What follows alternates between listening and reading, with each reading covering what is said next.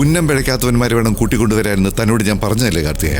എന്നിട്ട് എല്ലാം ഓക്കെ ആയിരുന്നു ഗോപാൽജി. പക്ഷെ കാടിനകത്ത് ആ നശിച്ച പെണ്ണ് എങ്ങനെ കയറി വന്നു എന്നറിയില്ല. ആരെ കുറിച്ചാടോ താൻ ഈ ബഹുമതിയോടെ സംസാരിക്കുന്നത്? ഇത്തിരി ഇല്ലാത്തൊരു പെങ്കൊച്ചിനെ കുറിച്ചോ? 3 പെണ്ണുങ്ങൾ ചേർന്ന് കുറെ തടിമാരന്മാരെ തല്ലിച്ചതച്ചു. എന്നിട്ട് തികച്ചും അപ്രതീക്ഷിതം പോലും. ഞാൻ അവരുടെ കൂട്ടത്തിൽ വേണമായിരുന്നു. എന്നിട്ട് പെണ്ണുങ്ങളുടെ കൈക്കരുത് പറയുമ്പോ തനിക്കും തന്റെ കൂടെ ഉള്ളവരോട് മത്സരിക്കായിരുന്നു അല്ലേ? ഗോപാൽജി എന്നോട് ക്ഷമിക്കണം. സുമംഗലി പൂജ അവസാനിക്കാൻ ഇനിയും 2 ദിവസം ബാക്കിയാ. അതിനുള്ളിൽ ഗോപാൽജി എന്നെ ഏൽപ്പിച്ച ദൗത്യം ഞാൻ പൂർത്തിയാക്കും. എനിക്ക് വിശ്വാസമില്ല. ഗോപാൽജി വിശ്വസിക്കണം. കണക്ക് തീർക്കാനുള്ള അവസരം തേടിയാ നമ്മൾ നടക്കുന്നു. നന്ദിനി എന്റെ ലക്ഷ്യമാണ്, മഞ്ജു ഗോപാൽജിയുടെ. ഈ 2 ലക്ഷ്യവും പൂർത്തിയാക്കാതെ 1000 കണ്ണിൽ നിന്ന് നമ്മൾ തിരിച്ചു പോയില്ല. എങ്കിൽ ശരി, ഒരവസരം കൂടെ ഞാൻ കാർത്തികന് തരാം. അതും പരാജയപ്പെട്ട നിനക്ക് നിന്റെ കൂട്ടാളികളെയും വിളിച്ച് എന്നെ ഒന്ന് കാണുക പോലും ചെയ്യാതെ മടങ്ങാം. മനുഷ്യരല്ല, ദൈവം വിചാരിച്ചാൽ പോലും തടഞ്ഞു നിർത്താൻ പറ്റാത്തവരെ ഇറക്കാനും ലക്ഷ്യം സാധിക്കാനും ഈ ഗോപാൽജിക്ക് പറ്റും. 1000 കണ്ണിയില് ഇത്തവണ ചോര വീണെന്ന് ഗോപാൽജി തീരുമാനിച്ചാൽ അതിന് മാറ്റം ഉണ്ടാവില്ല.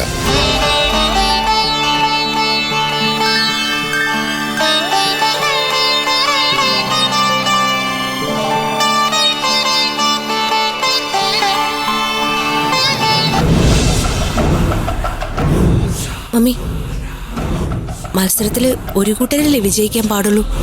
ഇതിപ്പോ തുല്യായ സ്ഥിതിക്ക് വീണ്ടും ഒരു മത്സരം നടത്തുമായിരിക്കും അല്ലേ മമ്മി? എനിക്കറിയില്ല. അങ്ങനെ എന്തെങ്കിലും നടക്കുമായിരുന്നേൽ ഒരു അവസരം കൂടി കിട്ടുമായിരുന്നു ആ മഞ്ജുവിന്. ഇന്ദ്രജെ, അവളെ കൊണ്ടാവാവുന്നതിന്റെ പരമാവധി ശ്രമിക്കും, എന്നിട്ട് രക്ഷയില്ല. ആ ശ്രമങ്ങളൊക്കെ ഞാനും നടത്തി. പക്ഷേ വാക്ക് തന്നവര് അത് പാലിച്ചില്ല. മമ്മി എന്ത് ശ്രമം നടത്തിയത്? പറ മമ്മി. അതൊന്നും നിങ്ങൾ അറിയണ്ട.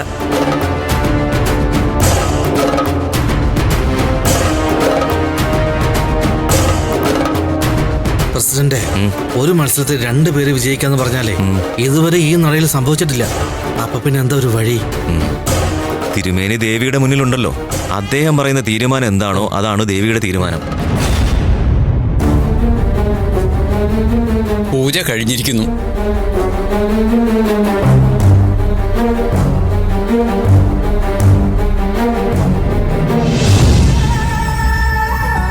മത്സരത്തിന് പുറപ്പെട്ട പെൺകുട്ടികൾ ദശപുഷ്പത്തിൽ 5 വീതം കൊണ്ടുവന്നത് ദേവിയുടെ മുന്നിൽ വെച്ച് പ്രാർത്ഥന നടത്തി.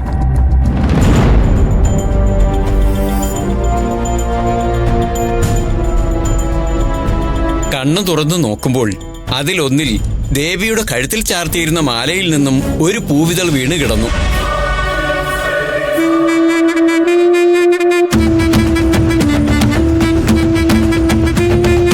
അതാണ് ദേവി തന്ന സൂചന. അതനുസരിച്ച് എല്ലാവരോടും വിവരം പറയാൻ എഴുന്നേൽക്കുമ്പോഴാണ് അത്ഭുതകരമായ ആ കാഴ്ച കണ്ടത്.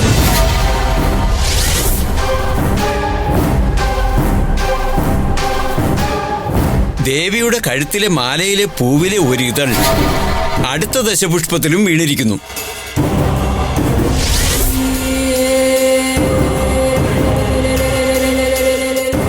അതിൽ നിന്നുള്ള ലക്ഷണങ്ങൾ അനുസരിച്ച് 1000 കണ്ണി മഹാമായയുടെ വിധി നാം പറയുകയാണ്.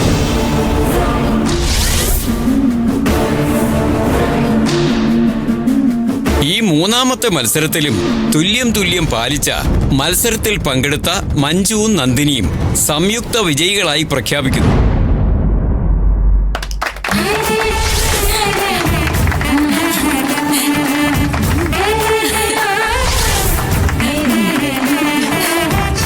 സുമംഗലി പൂജയുടെ അവസാന ദിവസം കലശാഭിഷേകം ചെയ്യാനുള്ള അവസരം ഈ 2 ദമ്പതികൾക്കും ആയിരിക്കും.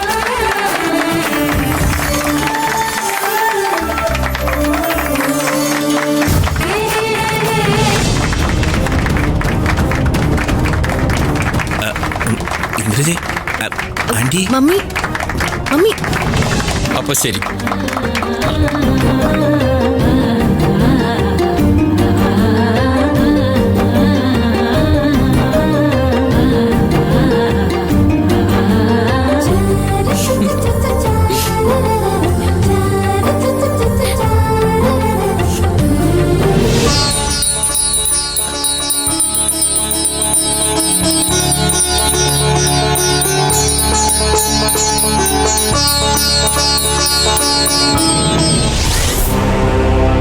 ആന്റി, ഈ ദശപുഷ്പത്തിൽ 5 മഞ്ജുവിന്റെ കയ്യിലും 5 നന്ദിനിയുടെ കയ്യിലും വന്നതിൽ എന്തോ ഒരു കുഴപ്പമുണ്ട്. അതുകൊണ്ട് നമുക്കൊരു അപ്പീൽ കൊടുത്താലോ? അല്ല, മത്സരമാകുമ്പോ നമുക്ക് അപ്പീൽ കൊടുക്കാലോ. എവിടെ നടി കിട്ടിയത് ഇതിന്? ഞാൻ തേടി പിടിച്ചതൊന്നുമല്ല, മമ്മി തന്നെ കണ്ടുപിടിച്ച് എന്റെ തലയിൽ കെട്ടിവെച്ചത്. ഞാൻ പറഞ്ഞത് അത്ര നന്നായില്ലല്ലേ? വിജി ഒന്ന് മിണ്ടാതിരിക്കോ? ഇവിടെ മമ്മി അവള് ജയിച്ചതിന്റെ ടെൻഷനില്ല, അതിനിടയിൽ ഓരോ മണ്ടത്തരങ്ങൾ എഴുന്നള്ളിക്കുന്നു. ഏറ്റില്ല. നോക്കി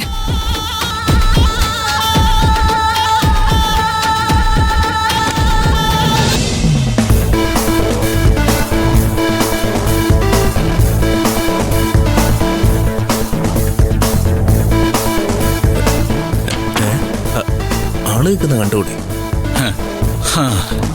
എന്താ 3 പേരും കൂടെ വാതിൽ അടച്ചിട്ട് ഒരു ചർച്ച?